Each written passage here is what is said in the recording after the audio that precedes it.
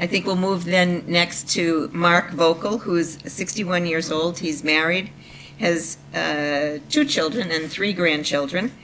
He's a retired salesperson for Coca-Cola and currently works part-time as a clerk. Thank you. Thanks for having this, and glad to be participating in this, and hopefully it's a help to people. It's been very informative so far.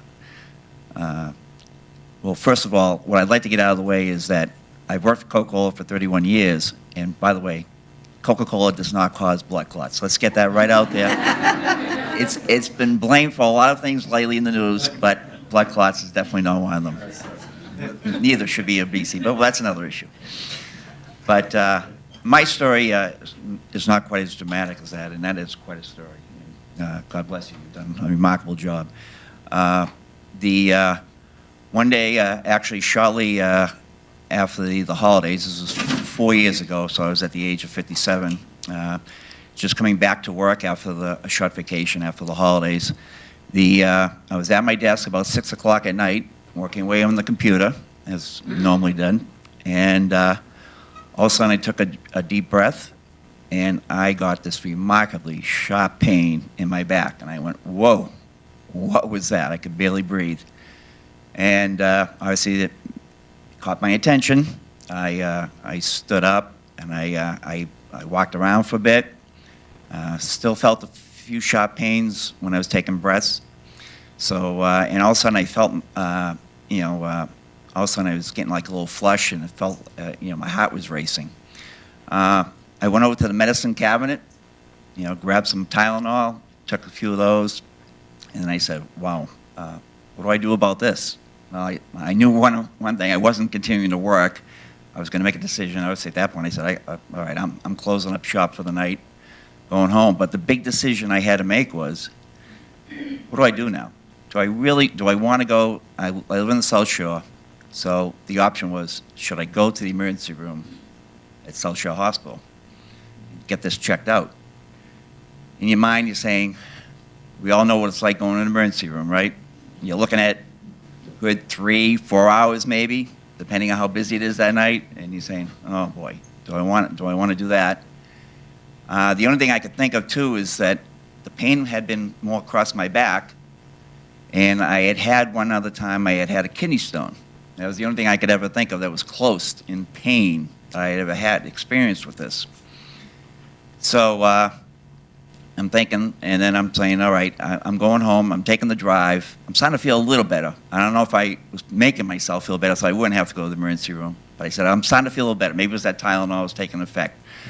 And I'm driving, I'm trying to make a decision. Do I go to the emergency room, do I go home? And I remembered my wife sitting in the back there. Remember that she was babysitting that night, grandkids, so she wouldn't be home. So I said, well, if this is something similar again to what I had last time with a kidney stone, last time I needed her help to drive me to the hospital because I could not drive with a kidney stone. The pain was so unbearable.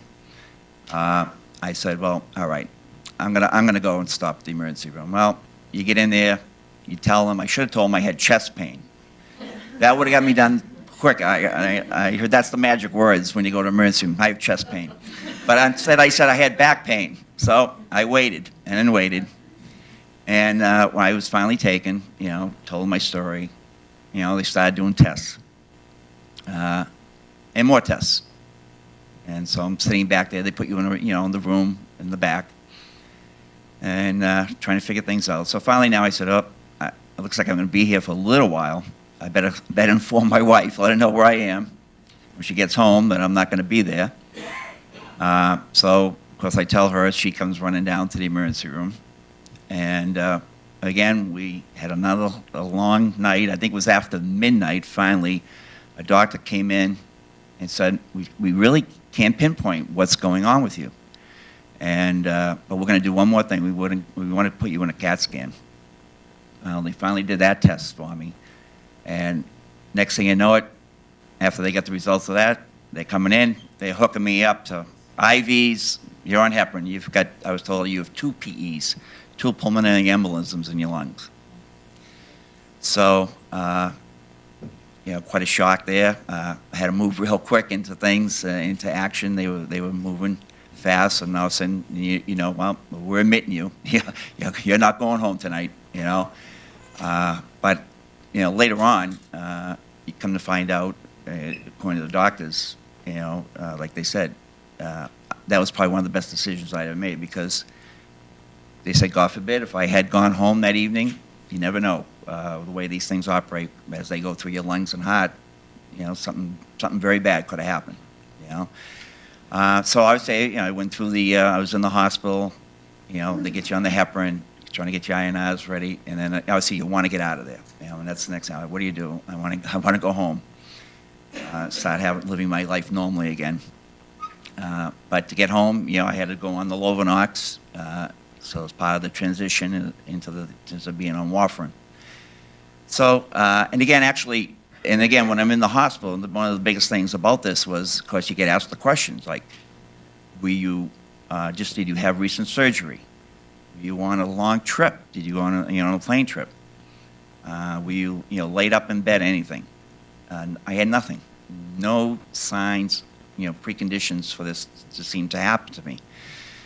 So, and now as I'm following up later on, and one of the things that's funny when it was talked about earlier in one of the presentations was one of the options when I was in there, I remember with the hematologist talking to me, was about the possibility of putting in one of those filters, and that was a decision that I had to make at that time. And again, they gave me the pros and cons, and again, the hematologist at the time he probably would, err on the side of probably not putting it in, which I'm looking at after what was presented today. That was probably a good decision, not having one of those filters put in. But so at the time, so that was one of the decisions I had to make. And so then again, so now now your whole life is kind of changed. You're on Coumadin therapy, now it's trying to get your INRs regulated, constant blood testing, I travel to the South Shore Hospital, even though I'm managed here from the AMS clinic here at Mass General. I get my blood test done at South Shore Hospital since it's a lot more convenient for me. But it's constant, and and then you follow up. I was following up with my hematologist, and after being on, and he did all these tests too to see if I had predisposition to blood clots, because they couldn't figure out what the cause was. All the tests came back negative. I didn't have the factor V. I didn't have these other preconditions. So after treating me for about a year, going back and seeing him, he came to me and said, listen, there's really, at this point, we can see no reason why you couldn't come off the Coumadin. He said, that they can't find any reason. It doesn't seem to have any predisposition for it. So he said, you could probably come off. So that was my next big decision to make. Should I come off the Coumadin? Well, after consulting my primary care physician, Dr. Alan Pinedo, who happens to be here at Mass General, when he talked to me about it, he said, pros, cons. And again, if it was me, he said, I would probably stay on it, because to me, it's like he said, it's almost like an insurance policy, Like, say, what's the risk factors? He said, like, if I was older, maybe in my 80s, close to 80, the bleeding factor might outweigh the other factors. But he said, given my age and everything, he said, if it was me, I probably would stay on it. So that was the big decision I had to make. So I have stayed on the Coumadin, to give me a little more peace of mind. Even though there are other issues, like we've talked about, dietary issues, drug, medicine interactions. So obviously, some of these new drugs, especially the one that we just talked about, obviously piqued my interest a lot, because it certainly would make life easier, obviously, coming off. But so some of these things we have to weigh the risk, though. Some of, like, the bleeding issue, how you can't reverse it if something traumatic happened. And the other thing now to take into effect is the clots. Have to look into that, the clots, and see if the insurance will pick it up at all.